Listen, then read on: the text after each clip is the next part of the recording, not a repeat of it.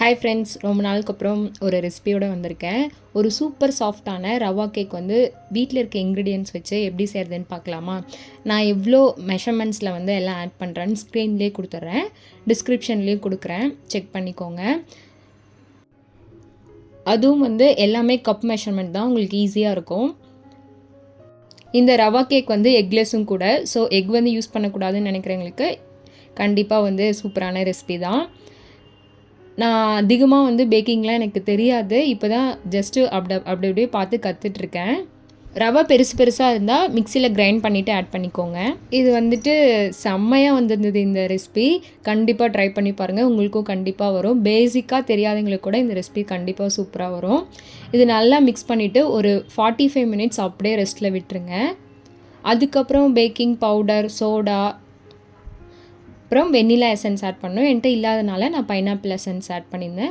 இதையும் நல்லா மிக்ஸ் பண்ணிவிட்டு நான் வந்து இந்த டின்னுன்னு சொல்ல முடியாது, ஒரு டிஃபன் பாக்ஸு அதில் தான் வந்து பண்ண போகிறேன். அதை கோதுமை மாவு வந்து டஸ்ட் பண்ணி வச்சுட்டு நம்ம நல்லா மிக்ஸ் பண்ணி வச்சுருந்த பேட்டரை வந்து ஆட் பண்ணிக்கலாம். பணியாரம் திருப்புறதுக்குள்ளே அதை வச்சு அப்படியே லைட்டாக இந்த மாதிரி கீரல் மாதிரி போட்டு விட்டுக்கோங்க, நல்லா செட் ஆகும். ஒரு 2-3 டேப் வந்து பண்ணிக்கோங்க.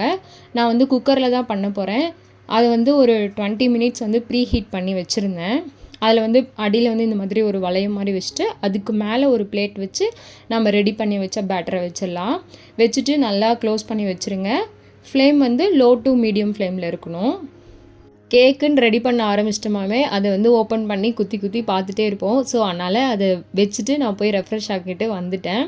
அது ஒரு 20 மினிட்ஸ் மக்கா ஆயிடுச்சு. அதுக்கப்புறம் வந்து பார்த்தா சென்டரில் மட்டும் கொஞ்சம் வேகாமல் இருந்தது.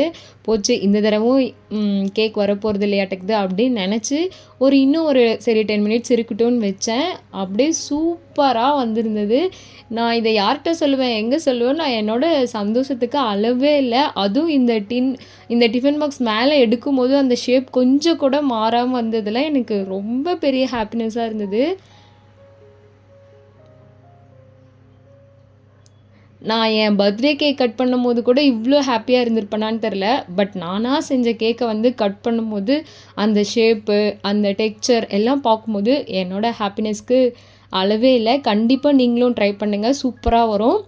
நீங்களும் அந்த ஹாப்பினஸ் கண்டிப்பாக ஃபீல் பண்ணுவீங்க. அத்விக், என் ஹஸ்பண்ட் எல்லாம் வந்து செம்மையாக பாராட்டி தள்ளிட்டாங்க. செம்ம டேஸ்ட்டாக இருந்தது. கொடுத்த உடனே கேக் பாதி காலி ஆயிடுச்சு. சரின்ட்டு அத்விக் ஸ்கூலுக்கு மட்டும் 2 பீஸ் எடுத்துகிட்டு இந்தாண்ட திரும்புறதுக்குள்ளே கேக் மொத்தமும் காலி.